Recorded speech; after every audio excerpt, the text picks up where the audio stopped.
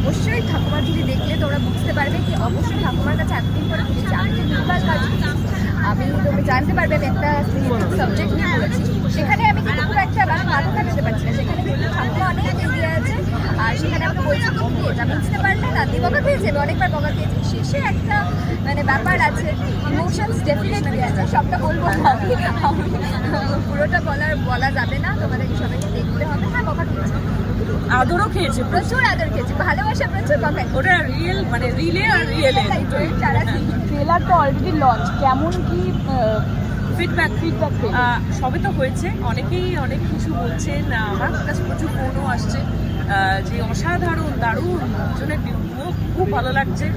আর দেখা যাক, সবারই একটা রহস্য উন্মোচন করতে ইচ্ছা করছে, আমিও এক্সাইটেড, আমরা সবাই এক্সাইটেড। এমনিতে তোমার কেমন লাগে এরকম গোয়েন্দা কাইন্ড অফ? ভীষণ, আমি বেসিক্যালি এই ধরনের সাসপেন্স, থ্রিলার, মার্ডার মিস্ট্রি, এরকম গোয়েন্দা গল্প আমি পড়তেও ভালোবাসি, দেখতেও ভালোবাসি।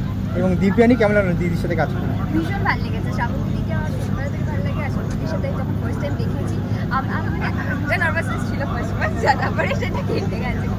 খুব খুব ভালো লেগেছে।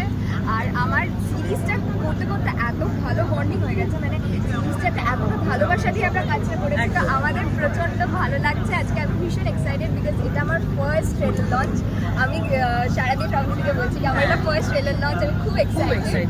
আর খুব ভালো লাগছে, কাজটা খুব ভালোবেসে করেছি, তোমাদের সবার আশা করি খুব ভালো লাগবে। আর ঠাকুমার ঝুলি যখন প্রথম শুনেছিল ভেবেছি কথা বলতে ঠাকুমার ঝুলি, কিন্তু এটা একটা অন্যরকম কিছু আসছে, এটা সব থেকে বড় সারপ্রাইজ। ওই জন্যই তো সারপ্রাইজ, এটা আমার কাছেও সারপ্রাইজ ছিল।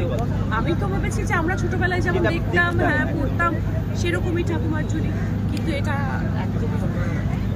সেই জন্য দর্শকদের জন্য এটা আমাদের ট্রিট। আর দর্শককে কি বলবো? এটাই বলবো যে 20 মার্চ বেরোচ্ছে আমাদের ঠাকুমার ঝুলি। যাদের কাছে এখনো হইচই নেই, please subscribe and please watch ঠাকুমার ঝুলি। একদম 20 তারিখে বসে পড়তে হবে ঠাকুমার ঝুলি দেখতে।